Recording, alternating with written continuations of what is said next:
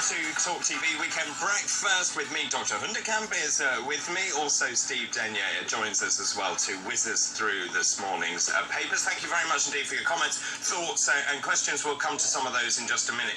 So, Steve, what's your next paper? I just want to focus on this Simon Cowell story. His company, Psycho, is set to face a £1 million lawsuit. They reckon 6 former X Factor contestants are making bullying allegations against the show, that that their careers were put on hold. They're saying mistreatment, neglect as a result of going on the X Factor. Of course, the X Factor's been off screens now for 5 years. There's a rumour, Rennie doesn't like this, it's coming back later on this year. Apparently Channel 5 have bought the rights.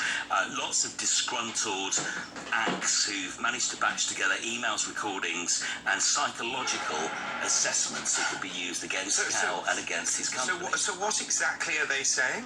They're trying to put a lawsuit together. Why? Because of bullying? Yes, 5 solo acts and a group. They're intending to sue the label. I presume it comes from the fact that possibly they were made promises. They're all completely, we don't know the names, so they're all...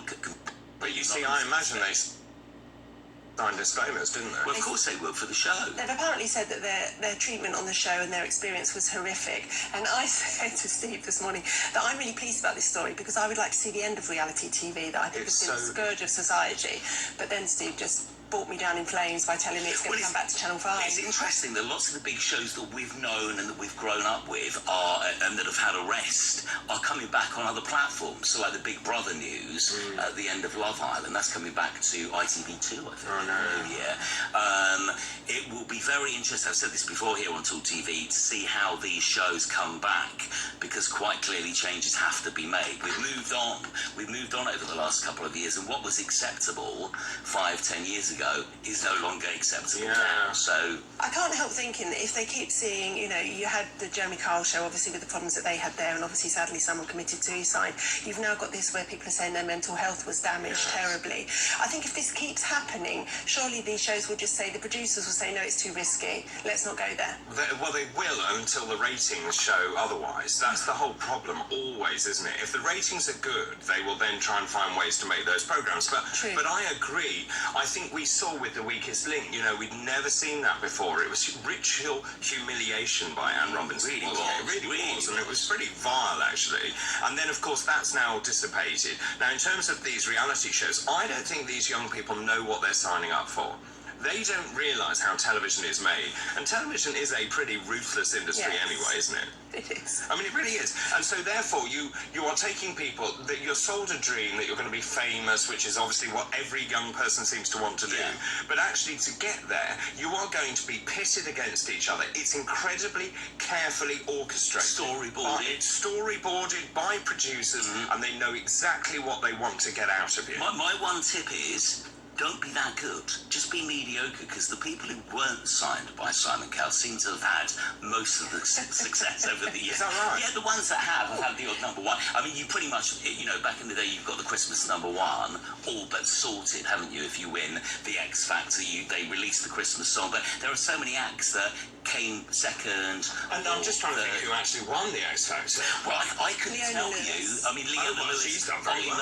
Ollie Murs has done well, but lots of people just on the outskirts have actually had better careers. So there we go. That's really interesting. Like Lamar, actually. Lamar didn't win that. Did he? But he was on the other thing. He was on the BBC thing, wasn't he? But he did better than the winner. Yes, he did. Has a long-standing. But you see, also it's interesting to see how are they going to actually update that show. We've seen it. That's the whole thing. When those shows start, we like the anticipation of it. We like the way it unfolds, and obviously we've never seen anything like it before. No. But this has been done.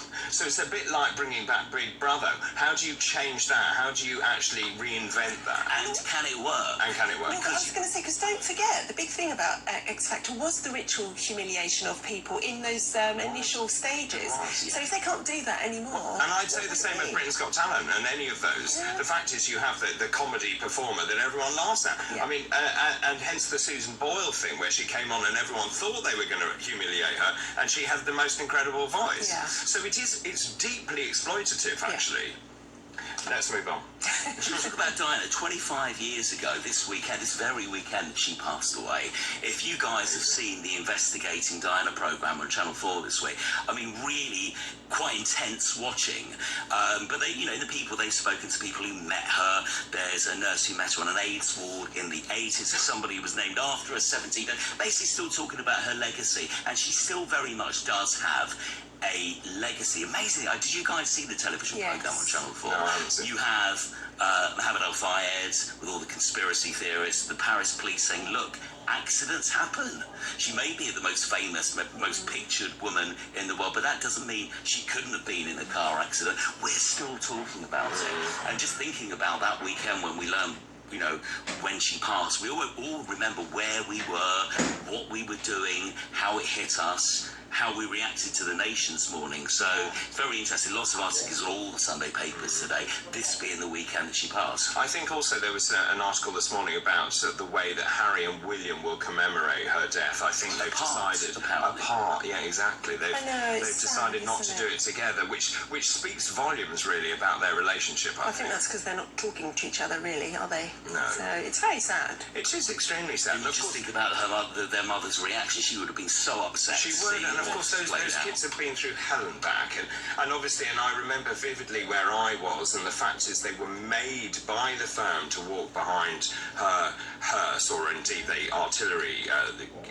carriage that she was being born on. Even if you see that now, it's so upsetting and so moving. It really is. Really is, isn't it? But then also, I think we just have to remember all the positive stuff. I've said this before, I said it on the talk. Her work for HIV and AIDS was exemplary. She single-handedly changed how people perceive that disease. By touching people. Yes. By holding their hands. Absolutely. When the world saw her on that ward in New York, when she made that, it was in The Crown actually, but one of the bits that really did happen that was in The Crown, she went into an AIDS ward and she hugged a child, I think it was, in one of the wards, and that changed almost the attitudes overnight. It did. I worked in an HIV ward in London, and she used to come to the ward. She used to hold the hands of these emaciated, poor, mostly men, who were dying in front of our very eyes. Had nobody else to hug. And actually this was special in two ways. One, because she was touching someone with HIV, which was this big taboo. But secondly, she was a royal who don't touch people.